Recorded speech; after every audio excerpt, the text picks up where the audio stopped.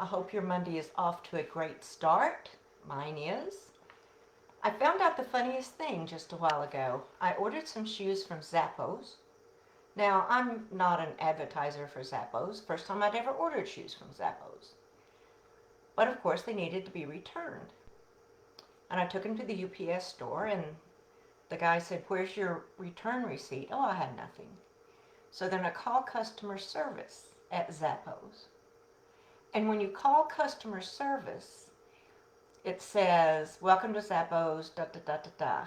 If you want to hear the joke of the day, dial 5. I heard the joke of the day. It just made me smile. What a corny but neat thing for that company to do.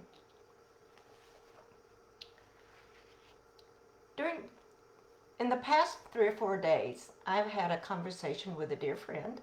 Well, I've had lots of conversations with dear friends. And our conversation revolved around when people ask me to do something, I just do it. Or I say yes. And I feel guilty when I say no. Well, if you've read Betsy's rules, you know. Just say no. It's a complete sentence, is one of Betsy's rules.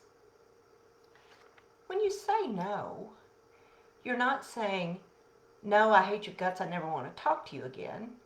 You're saying no. It's just the flip side of yes. And until we can learn to establish boundaries and to say no, then we're always going to be overworked, overwhelmed, depressed, and feel guilty. There's some other Betsy's rules related to saying no, and we're going to poke around in those a little bit today.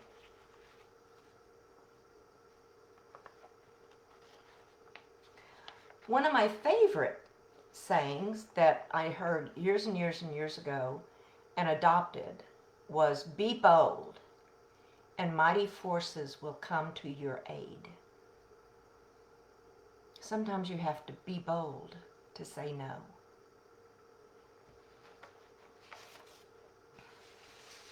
When you say no, another of Betsy's rules is look them in the eye.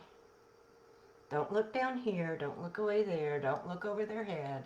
Look them in the eye and say no. So what if your mom calls and says, back when we could go to movies, "I'd like to go to a movie Saturday." And you don't want to go to the movies. You've already got plans to work in your garden outside. And instead of saying, "No, Mom, I'm going to work in the garden this afternoon," you say, "Oh, okay." So you go to the movie. You don't like the movie. You get resentful towards your mom when you had the ability to just say no.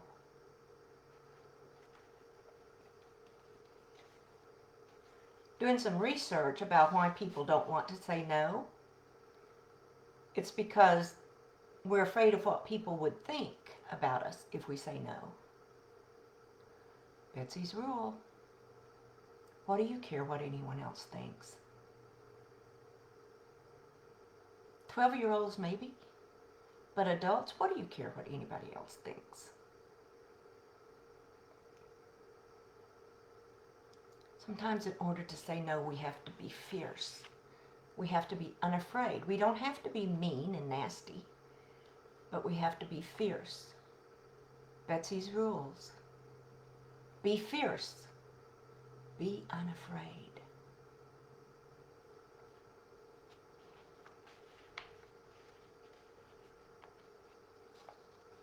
When I was having this conversation with my friend, who is a small business owner, I said to her, "Do you shut your door every day?" And she said, "I don't have a door." And I said, "Well, one of the rules of leadership is shut your door every day for an hour, 2 hours, hour and a half, 30 minutes. But shut your door so that people know not to bother you. Now, if it's an emergency, yes." And when I first started practicing this, people would run up to me and, I have an emergency. And I'd say, what is it? And they'd tell me, and I said, that's not an emergency. Come back in a couple hours. By shutting your door, you're saying to your inner self, I have value, and it's my job as the leader or the business owner to run this business, not to make everyday decisions. So, shut your door.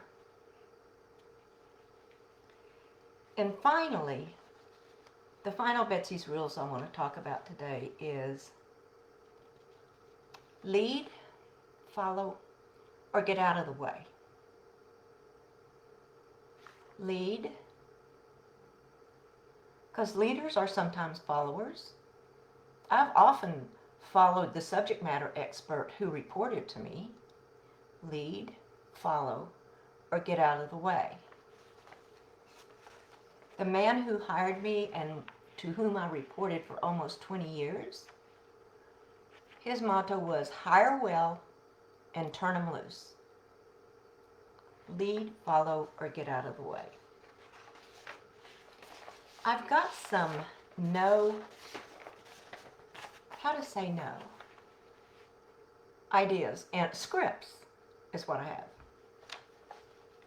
Someone comes up to you and says, I need your help with this today. And you can say, not today. I'm focusing on whatever it is, the annual report, the newsletter, putting the conference together. You're not saying, no, I don't want to help you. You're saying, no, not today. Today, my focus is this. Another way to say no, and I used this a lot, that's not my strong suit. Ask so-and-so for help. That's not in my quiver of arrows. I'm not the person to ask for that.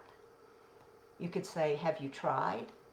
Or you could just say, ask around, see who else could help you.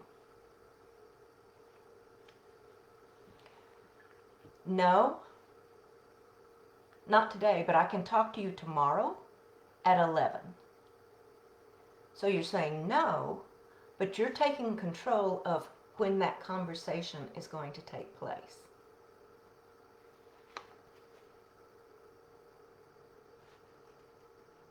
Just say no. It's a complete sentence. I was doing this presentation years ago in North Carolina to the North Carolina Nurses Association. And as always, when I talk about saying no, there's a hand in the audience that says, can I ask you a question? Sure. Well, the charge nurse came to me and wanted me to do the flu vaccines this year. Now, this was long before COVID. And I don't have time to do the flu vaccines. I'm doing this, and I'm doing this, and I'm doing this. So I suggested she say to the charge nurse, here are the things I'm working on today, or the rest of the week.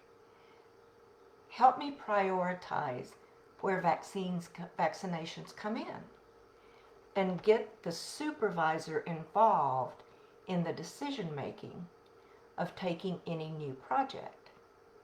Because as long as you say, okay, yes, they'll just keep handing them to you. And eventually you become overwhelmed and you're not doing anything very well. No is a powerful word. It's not a mean word. It's not a scary word. It's no. If you've ever had a 2-year-old, you know they know the word no very well. If you would like to explore more of Betsy's Rules or talk more about saying no, reach out, contact me, send me a Facebook message. Let's put together a complimentary coaching call and see how I can support you and see if we're a good match. Betsy's Rules. Just say no. It's a complete sentence. See you next Monday. Have a wonderful week.